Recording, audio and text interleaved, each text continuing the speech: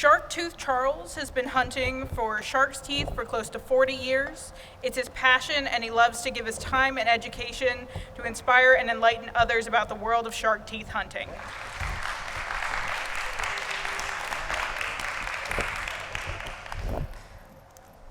All right. I'll let Abby adjust that. My name is Shark-Tooth Charles, and I'm from Conway, South Carolina here. I live here now, a native of West Virginia. So, all right, a couple of us, huh? So I've spent my time over 40 years hunting for teeth and fossils, and I'll kind of take you on a journey. How I got started is pretty much what you see in the glass jars. So it's pretty typical of what we find here on the Grand Strand coast. So how do I look for teeth? When do I look for teeth? High tide, low tide. These are all questions that we get all the time. So I'll try to leave room at the end. Or if you have any questions, definitely lift your hands and definitely feel free to do that at any time. So pretty much my journey started when I was really, really young. And again, it started with like the jars. So as time developed, I got my eyes adjusted to what I was looking for. I didn't know what a great white, dusky bull, tiger, sand tiger, didn't know anything. I just knew they were just shiny, triangular black objects. All right, so as that grew, I started kind of learning things like this. So when we come out on days like this, high tide, low tide, where you look makes a difference. All right. So where I like to look is I start, depending on where you park. So if I park where there's beach access and there's a parking lot or there's grass, wherever you're parking at, whatever avenue you're parking at, I start there, I go beyond the dunes. Once I go beyond the dunes, if this is the ocean in front of me, I look left and I look right. I'm doing that for a reason. I'm looking for the tide height, the wind height, shell beds. If I don't see all three of those things in 5 seconds, I get in my car and go back home. So that is a learned behavior instead of wasting a whole lot of time on the beach. So this would not be a day that I would look at. This is what's called a dry day for me. You see some shell beds, but not a lot of shell beds. So you look though, we have a lot of what? Erosion. A lot of erosion way back here. So that means we either had some king tides, spring tides that kind of wash us back out. So this is giving us back here an example of how the last high tide, how tall, how high it was. So if I'm coming out this late in the day, I would not be walking this line at all, waste of time. Why would I not be doing that? Simply because 1,000 of us have already walked the same line. So this is a very, very low tide that we do have here. And what I'm looking at is this next point where this is what is a wreck line, a thrash line or a shell bed. So what that means is as the tide is receding, everything is getting caught in that gray to dark line. So up here where all this black sediment is, that's key factors of how much sediment is in the sand, all right? So what that means is when I see dark and black, that means there's more silt, there's more phosphate there. So, which means sometimes a lot more shells. So it's this, we have a low tide. So today, I wouldn't do a whole lot of looking at all. That be the case, I would go to 5, 6, 7, 8 beaches by 10, 11 a.m. I'm going home. So if they all look like this, I wouldn't even go past where the dunes is. I wouldn't even go past the dunes. Wouldn't even waste my time because I'm reading the beach. So as we travel on, this is a great idea, a great visual what's going on. So this is the beach where we all like to be, right? Making sand castles. So what's going on is we've got the surf. This right here is what I call the washing machine. So the washing machine is producing shells, sediment, fossils, seaweed, shells, whatever the case is. So it's recycling here, but it's also doing a washing machine right here too. So what that means is if we don't have a whole lot of wind that's pushing the waves here, we won't have a whole lot of stuff on the beach. So with that being said, when we have a lot of drag, this is why we pump the beach. Because if we did not pump the beach, it would look like that. All right? So if we wouldn't pump it every 10 to 15, 7 years, it would look like that. We would have no beach. That's the reason why we would nourish the beach every 10 years. So that's the reason why a lot of times they don't let people go into rivers and creek beds and just damage it, because that's what we're going to look like over time. So as this deep water happens, we also have what is called the sandbar. So the sandbar is right back in here, and that water has to come up over the sandbar. What happens with that when we have low tides? Mr. Sharkies get caught in the sandbar between the sandbar and the beach. So as we're moving on, another great example, if there are hardly no waves and you come out on days when there's a really low wave, really low tide, that's the example of the bottom. Up top is when we have more tide, more winds pushing. So look at this. This means you're going to find a lot more shark teeth. This means the probability and the chances up top slim down a lot. Why is that? Because we have less sand, less sediment to look through. So if you're coming out and there's a whole lot of erosion, Holden Beach right now has a whole lot of erosion. Some places here in Myrtle have a lot of erosion. So that's the reason why. Sometimes out of storms, sometimes due to the tides. So here's a great example. Where can you find shark teeth? All the way, now this is South Carolina, all the way from Maryland, all the way down to Florida. So the blue dots is the rivers that we have here. Megalodon would have loved the riverbeds. These same riverbeds extend out this way to the ocean because everything was once lower. So we look at the tide, it would have been much more receded out years ago. To give you an example, here's a great example of that. The original shore would have been here where the blue dot is. So see how much erosion we have? In that is riverbeds, in that is creeks, in that is a whole nother different formation. So look how much from here to here. That's how much we have actually came in. So with that being said, divers go back out here and beyond to find the big megalodon teeth. So they do wash up here a whole lot. A lot of times they're broke, they're cracked. Does teeth break? Absolutely. Will our teeth break? Absolutely. So unlike sharks, they're born with fluoride, we're not. The big bulls, like this guy here, and this guy here, he'll lose about 60,000 in his lifetime. He has the most crushing power, about 2,800 pounds a square inch, where the big great whites, they're about 2,000 to 2,200. So that top jaw is going to dislodge like this mako. He's going to see you, he's going to smell you, he's going to taste you, he's going to hear you. Now, these teeth here is a great example of all the different varieties of how they cut, how they feed, where they live. That all shows the ancient shorelines, the beach ridges, the river terraces, which, if I can make this super big, which we're up here by the Grand Strand. Now, I want to point this out, up here by the red triangle. The reason why it's concave like that, and the reason why Grand Strand has the most shark teeth is because that was a shark lagoon. That was a shark haven for every species of sharks.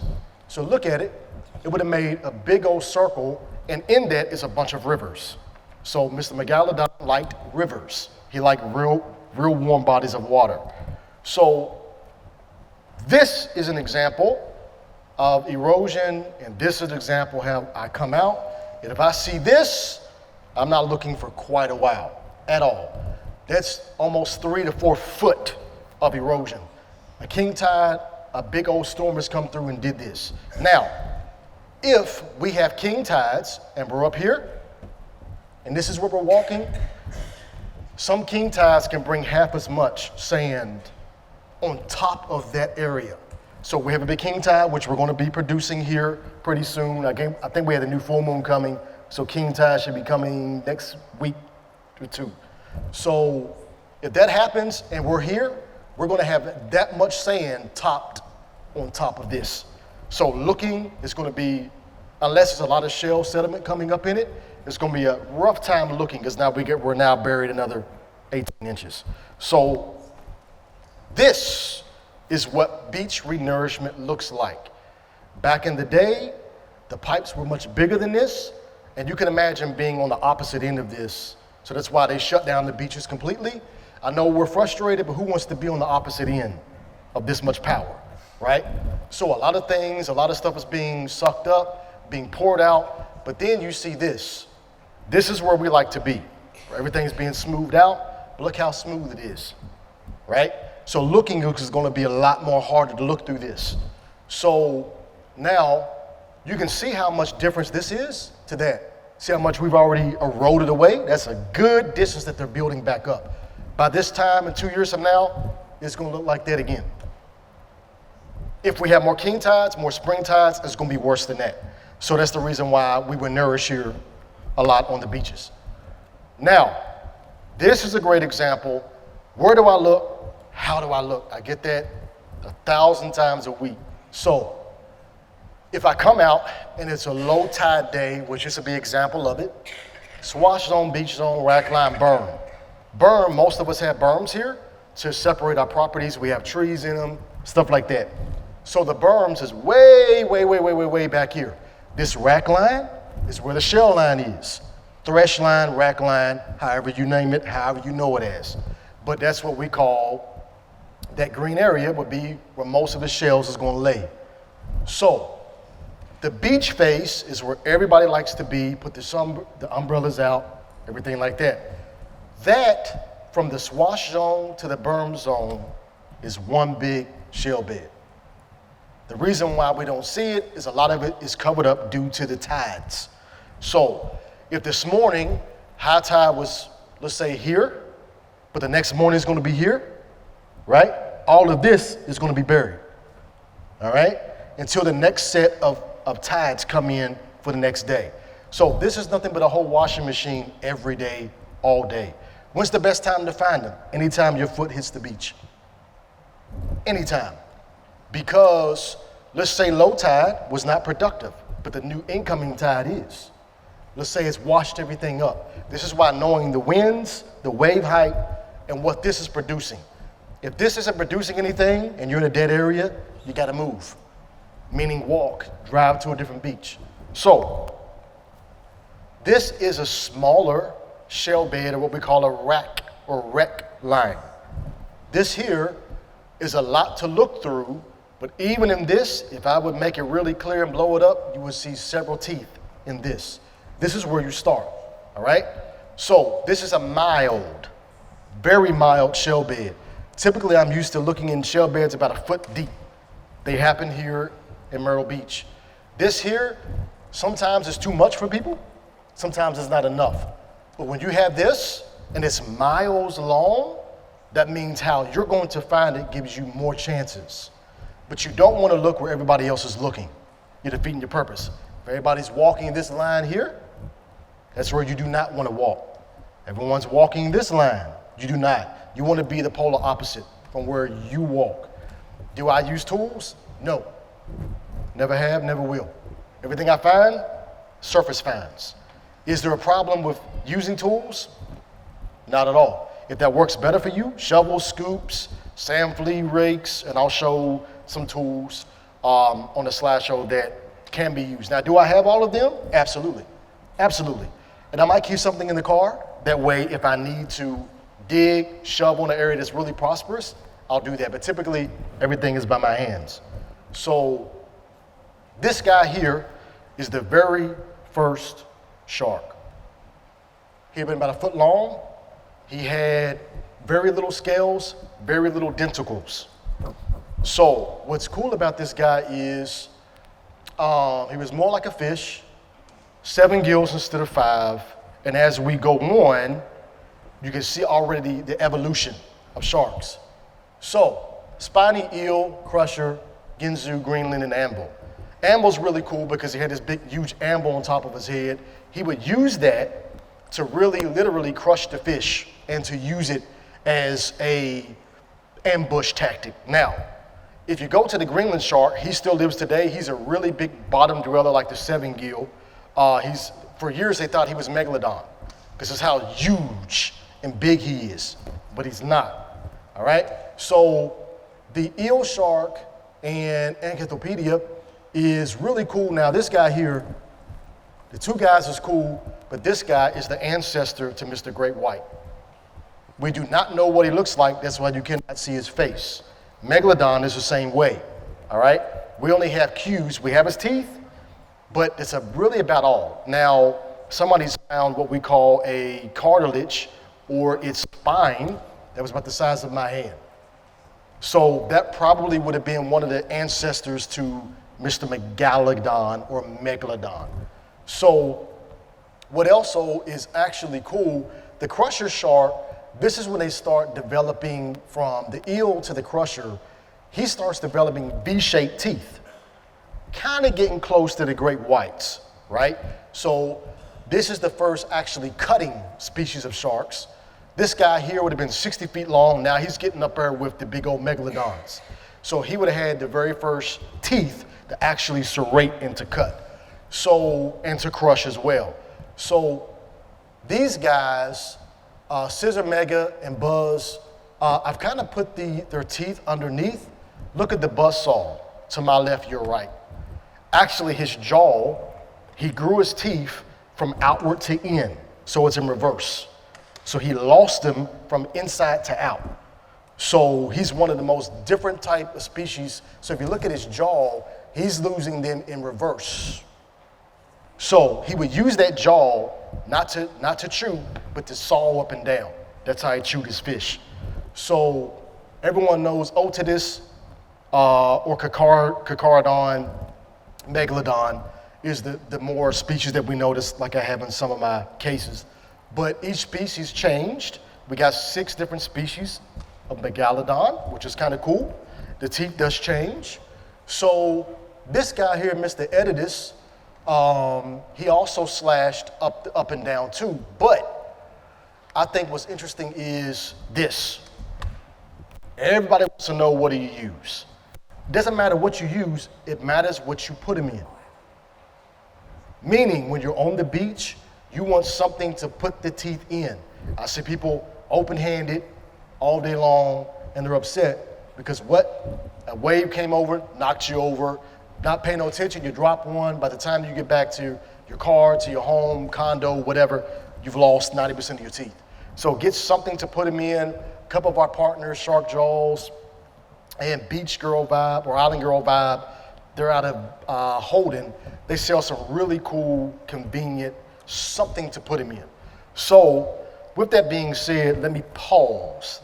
A lot of information. If I had this almost 40 years ago, how I change, how I look, just from what I've told y'all in 10 minutes, right? So it's information overload.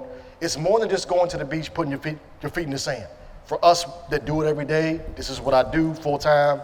So when I do get to see the beach, which is very rare now, due to a very hefty schedule, but I love giving my time and education, I don't get to hit the beach much. When you see me out there, I tell people I'm out here for a reason. Out here for a reason. And probably because the shell beds are good or will be good that day. So I'm gonna pause.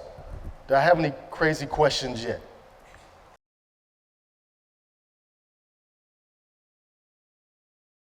In this area, probably Mako, well, 3. Mako, 4. Mako, Dusky, Sand Tiger, and Great White.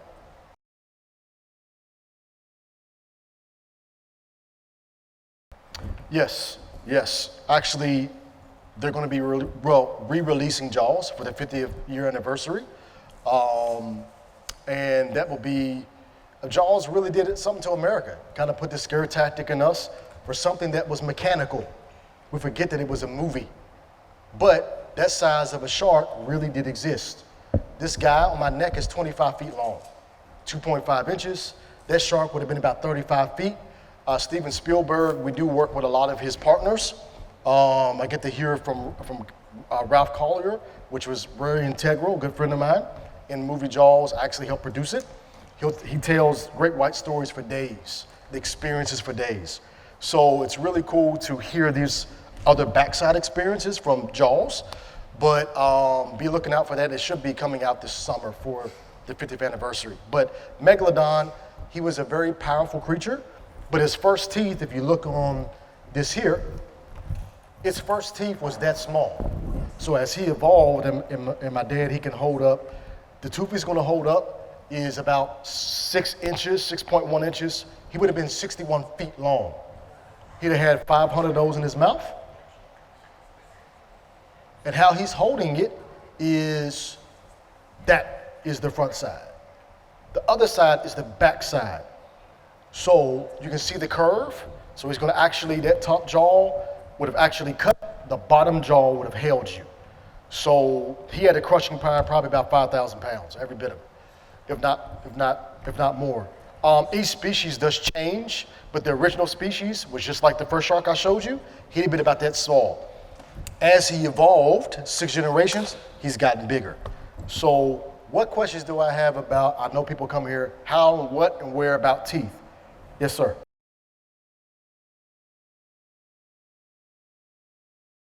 Okay, yes, I have definitely hunted outside of this state for sure, various different states up and down the coast. It does change how and where you look, and even the colors of teeth change due to the geographical areas. Venice and Myrtle Beach is a tie. We produce just as much megalodon teeth as what Venice does. I'll be honest with you, more people come here for the quality of teeth compared to Venice.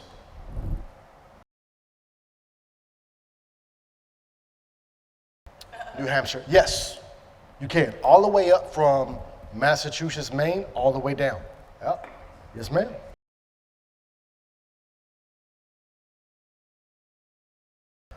It takes time. If you only get to the beach once a year, twice a year, 3 times a year, it's incredibly difficult because even if I don't see the beach for a while, I've got to reset my eyes, right? Yes, you're looking for black, you're looking for triangular, you're looking for shiny, yes.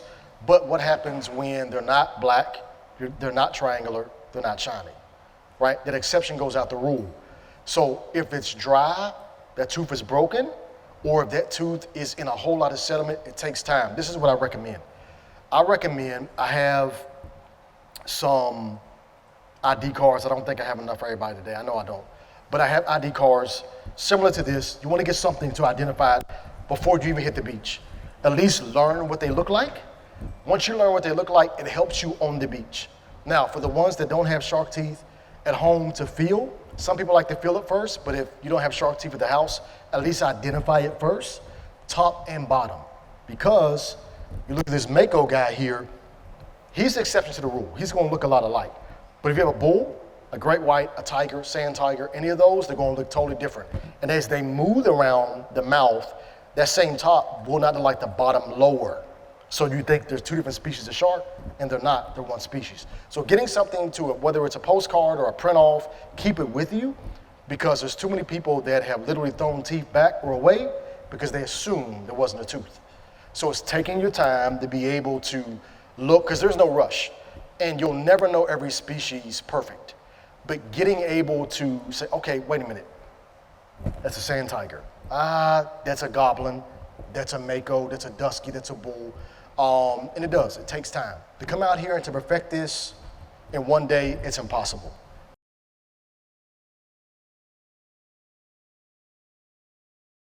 Any place that has water and sand is the perfect place.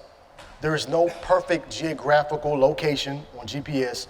I have done that. I've given people a couple little spots. They've gotten there disappointed because that day was a bad day, right?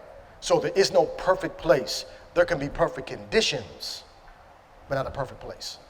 So anywhere the water is meeting the sand and that sand is churning, that's a perfect place.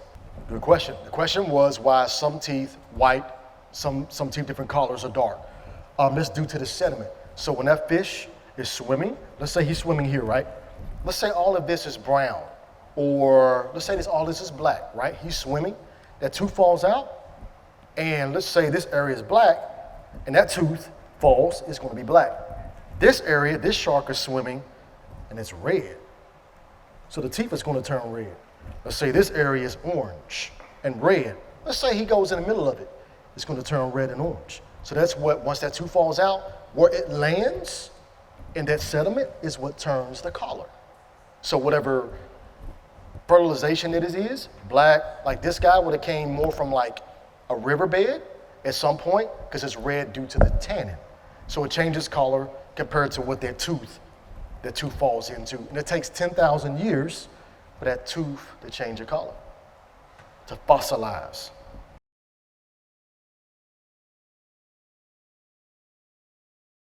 Whale sharks has about 300 small little teeth. They're a filter feeder, and they look like little hooks, and they're almost the consistency of your fingernail. So the basking shark is the same way. They have like little hooks too, almost like little filter feeders, kind of like I have a stingray up here, and the stingray mouth plate. Yep, right there where your right hand is. Nope. One more over. No. Yeah, your thumb was just on it. Yeah. So if you look at the little filter feeders, that's kind of what like a whale shark kind of looks like. So he filters a whole lot. He has all these big old bristles, right? So, but they're not really meant for chewing. They're more for like filtering. So, and they grow about 50 feet too. So that's actually my favorite fish. So that's really cool.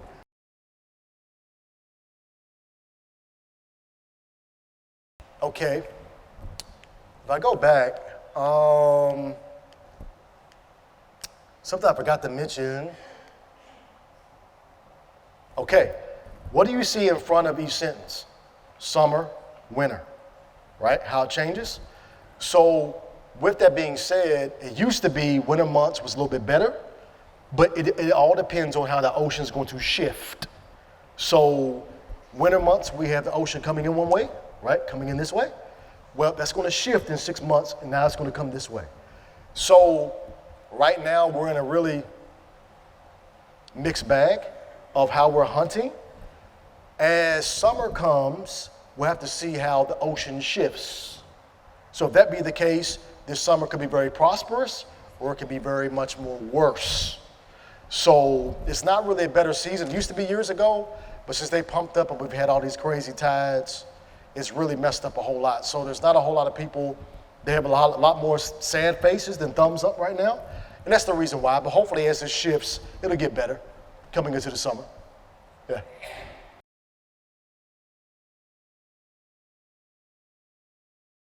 Absolutely. You have less, especially if you're on a high tide day, it's going to be very difficult, especially if you have strong winds behind it pushing. Yes, look for a very low tide day. You can Google those, even in the back of some of the coupon books. It'll tell you what it is. You want to look at the footage, 2 foot, 3 foot, 1.5, whatever. That's how high the waves is. So you want, as someone like you that's new, you want as less wave movement as possible. So less wind as possible. So if you go out to the beach, there's less wind. Now, keep in mind, if that day there's nothing out, it's going to be very frustrating because there's nothing out to find. So you might want to kind of find a happy medium on a day that has a lot of shell beds. Maybe not a whole lot of wave height, but shell beds to at least learn how to look through it and navigate through it. And that takes time. Now, do you get to see the beach a lot? Are you out once a week, once a month, every day? 3 times a week. So you have a little bit more probability of finding something compared to once a month, right? So if there are no shell beds out, you can dig. If you've went this far down and there's nothing but sand, keep moving. So if you get down and you find crushed shell, small teeth. Larger shells, larger teeth. So when you start getting larger teeth, you're finding things, larger sediment, you're finding things like this. Things like this sit on top until water comes, and then it buries quickly. We kind of talked about that up in the meet and greet.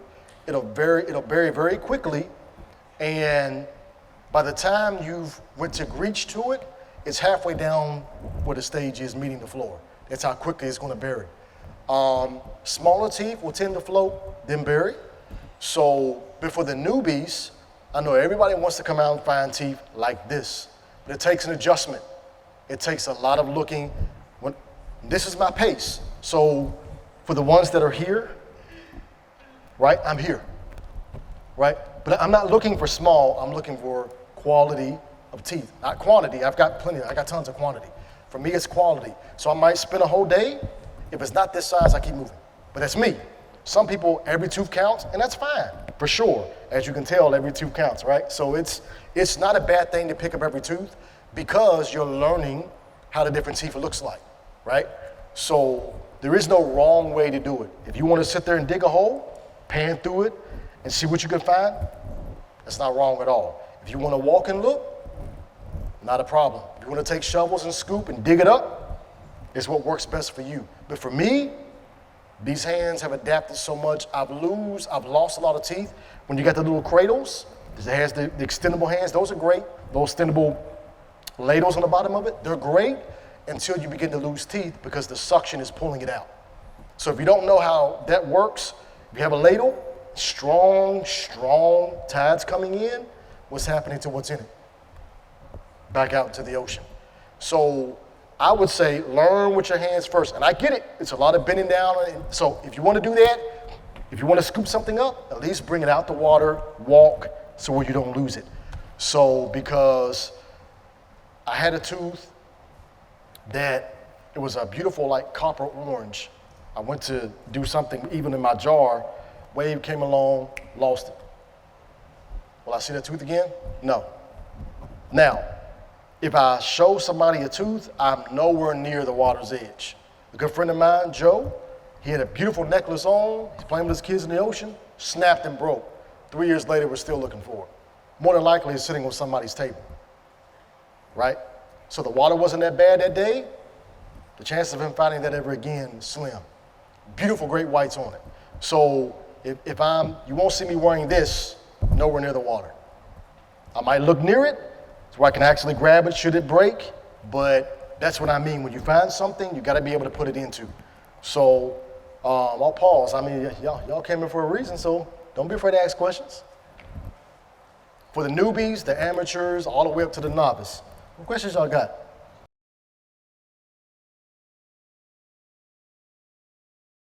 I do a lot of things for the parks.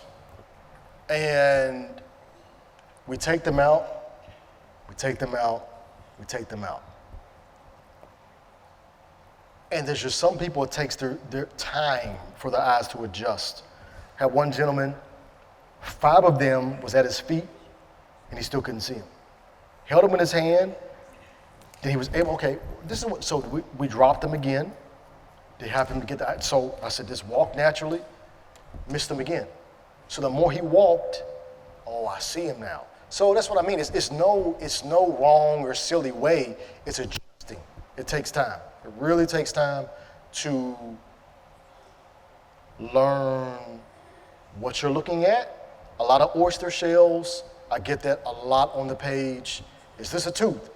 But you're asking, that's how you're learning. So once you figure out it's not an oyster shell, which they do totally resemble shark teeth, whether it's rocks, now some of these things are not rocks in here, some of them are whale ear bones, some of them are so on, horse teeth, so on.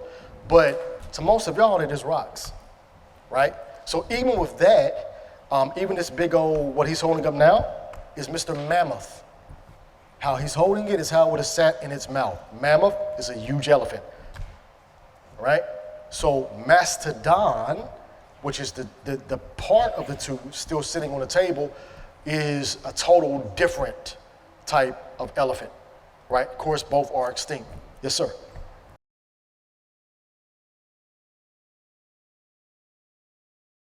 The Ice Age, we find a lot of different, we have different eras here that we find stuff in. The mammoth, mastodon, we find mosasaur, we find a lot of various species of fish. But what I think is really cool is, as we have evolved in time, for example, Second Avenue Pier at one time was a huge, and I talked about this in the meet and greet, by 2nd Avenue was a big dinosaur lair. It's very covered up now, but about 20 years ago, people was finding tons and tons and tons of dinosaur stuff, but it was only exposed for a short amount of time. So we have different layers here. So when we go inland, we're 33 feet above sea level. 20 feet down is Mr. Dinosaur and Mr. Fossil layer for here. So, yes, sir. How deep can a great white swim? He can do up to, we've seen him up to about 1.5 miles, a little bit more deeper than that. Now, the 7-gill shark, which is this guy here, let me do this guy. So, he is the deepest, one of the deepest water compared to the basking. So, this is the oldest species of sharks that's still alive that we can actually see his jaws. So he goes down quite a ways. He's about 2.5 miles down. He only got one time to get it right. Why is that? Not much is down that far, right? So we find these a lot. What we find a lot of is the top. What else? Ooh, this guy there is an angler fish, the guy that has the big light bulbs that come up. Look where his eyes would be. There's even teeth there, right? So I don't normally bring out the little antlers thing because they're so can easily be broke, so brittle. But they're gnarly, and you can hold it by that top, the way they can see all of it. Yeah, there you go. So anywhere he has a possibility to chomp, he's going to do it. And that's a relatively small one. They get about triple that size. Yes, ma'am.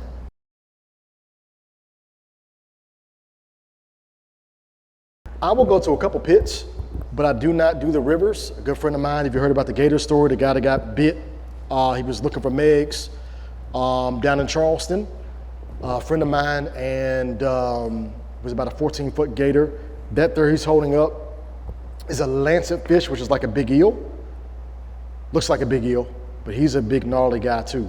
But no, I do not with rivers, simply because you can't see, the visibility is very, very, very, very, very low.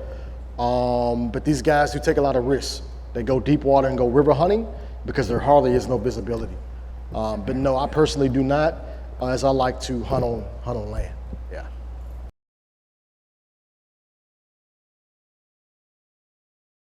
It is. It's a fresh reset on the ocean, and it also there's a whole lot less people, right?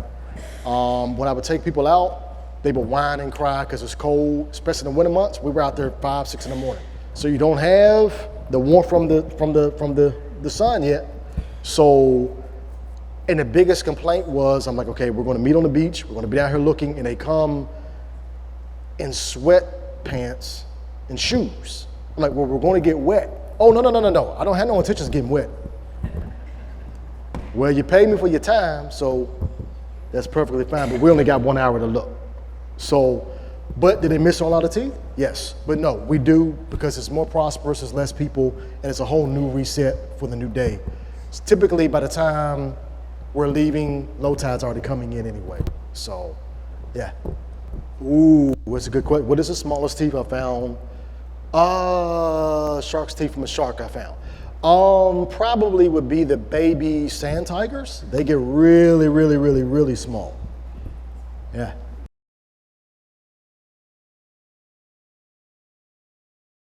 Every time I've gotten to the water. No. The reason why I say that is because realistically, most sharks are at least minimum 3 feet, not 6, not 10, not 12, 3 feet from you. They have no interest in you. They've smelled you. They've sought you. They've searched you. The tiger sharks is the exception to the rule. He's a guy that is electronically driven. So on Jaws, they had, what were they doing? Like the microwave underneath, whatever they were using at the time. Well, that great white's the same way. He's electronically driven.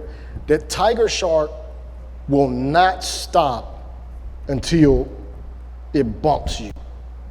He has to do it about 3 or 4 times because he's electronically driven. Now, when that membrane comes over, it does 2 things. It's going to alert you it's getting ready to bite, or it's going to bump something. So the great white, when he comes out the water about 45 miles an hour, his eyes are what? Closed. So, great white, most would think his eyes are black. They're deep, dark blue. But who wants to be that close, right? Actually, Mary Lee is back. She's 16 feet. A 12-footer was spotted in Myrtle's Inlet Thursday. So we got about 6 great whites here. Now, how many great white bites have we had? They're close. They're all within a mile of the beach. They've all sensed us. All of us have our limbs. Do we have good and bad sharks? I mentioned that up there. Yes. Do we have good and bad people? Yes. But we're again in their domain, right? So they're going to be inquisitive about us. And the cool thing about it is we've all come today to see something that most are extinct, most are alive, but we come for a purpose, to be educated. That's why I said there is no silly question, there is no dumb question. Hunting and searching takes time. Hunting for fossils is a whole different other seminar, whole other workshop. But did we find them on the beach? Absolutely, absolutely. That's why I try to bring a little bit of everything. The jaws for me, I get this question. Can you find them on the beach? No, you cannot and will not find the whole. This guy here is one of my favorites, Mr. Longfin Mako, right? So this is a relatively small one here. They get quadruple this size. So imagine him coming at you at 40 miles an hour.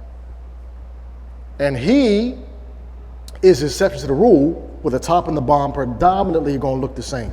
Goblins the same way, sand tigers the same way, and a few other species, cookie cutters the same way. This guy here is a zebra, which is really cool. He has tons and tons and tons of babies back here that you all will notice if you walk up here. But, all right, so I'm going to give one of my jaws away. All right, we're going to do trivia. He gets to take it back home anyway. Let's see here. Let's do one more question. Yeah. Oh, okay. He's being prepared. All right. So this is for the kids. We'll do it fairly. But I'm gonna let little man pick. So here's the question. Oh, okay. I didn't say this, but I'm gonna do a trick for the kids. Okay. So sharks was born, created, made, discovered 450 some million years ago. They looked like eels. They didn't have any scales. They didn't have any dermal denticles, which is what their teeth is made out of eventually. So this is what I'll say. Sharks are friendly to a certain degree. They're nice. Apparently, so I'm getting sidetracked to go back to the question. See how well they pay attention. So sharks are found all across the world. We have about 2,000 species of sharks. So here's the trivia. Little man, keep attention. Watch the crowd to see the first person to raise their hand. That's a child. How old are sharks? 450 million years old. Cha-cha-cha-ching, here you go.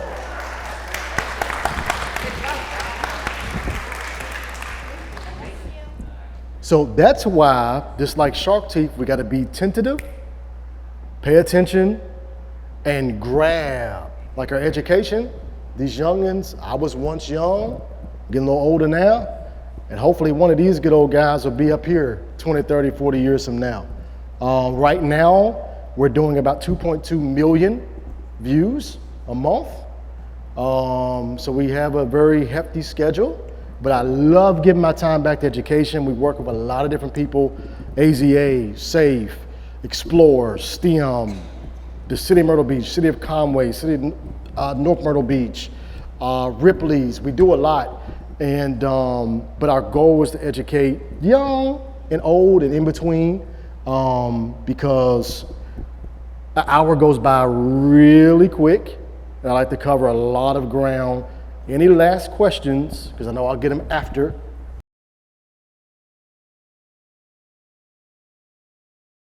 Carolina cream? Yes. Those are a little bit more rare. You find them, you find the black, brown, red, whatever, about 99% of the time. The cream ones, which you can see in this guy here, a couple cream ones up in here, they're very rare, very rare. A good friend of mine, that's all he does, all he finds, all he hunts, all he looks. How he does it, I will never disclose. There's a pact that we made years ago. Where he goes, I'll never disclose, right? Just a respect thing. It's a respect thing that I have, because I have different color teeth that I don't tell him where I get them from. So it's a mutual partnership. So.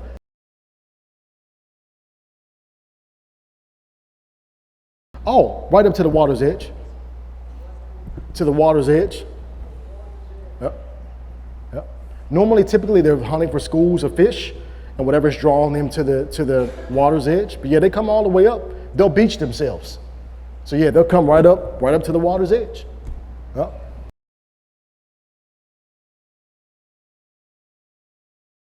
Well, we can't catch sharks. That's illegal. So you couldn't preserve anything new. If it's older and someone gifted you jaws, right, that's fine.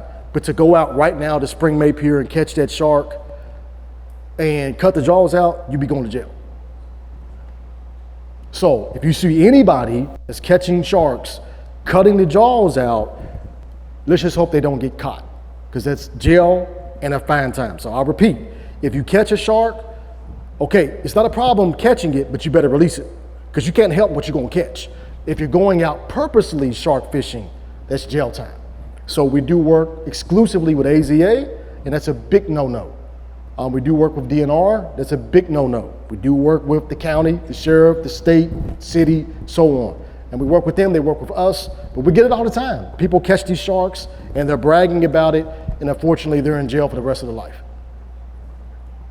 No different than a bald eagle. If it's hurt, you better call someone to pick it up. Even if you own a feather that falls out the sky, you're going to jail for quite a while. So if you would happen to catch a shark, I'll repeat, catch a shark the best you can, get it released, let it go back out. Because believe it or not, people are out there in plain clothes waiting for you to catch a shark, to catch something illegal. So we want to do everything. So everything I have here is legal and the right way. Because I know people that literally catch these sharks, they cut the fins off, cut the jaws off, and whoosh, back into the water. Just like the shark I saw was a huge tiger, bull shark, 10 feet long. Gentleman caught it, cut the jaws on the private dock, and threw it back into the ocean. And this is safe for him, we won't see him for a while. So again, we want to do things the right way, and a lot of things are endangered now. So, but after I get these the right legal way, which most of these are older, I'll spray them to preserve them, but to preserve them and catch them, I would just say don't get caught.